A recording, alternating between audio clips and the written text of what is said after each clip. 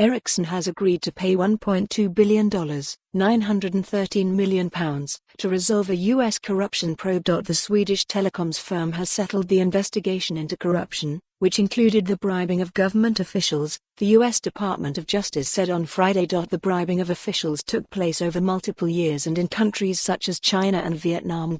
Read more. Ericsson quarterly profit meets expectations as 5G rollout picks up pace. The charges include a criminal penalty of more than $520 million, plus $540 million to be paid to U.S. Securities and Exchange Commission, SEC.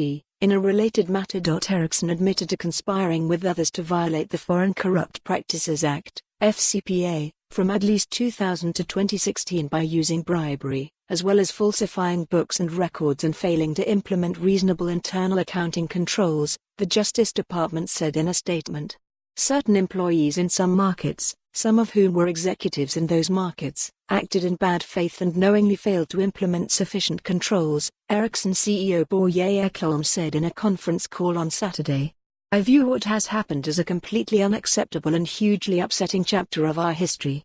The telecoms giant paid government officials through third parties in order to retain business, while consultants were used to create slush funds and transfer the money, authorities said. A subsidiary, Ericsson Egypt, pleaded guilty to violating anti-bribery provisions in the Southern District of New York, which could lead to additional sanctions, such as the revoking of licenses.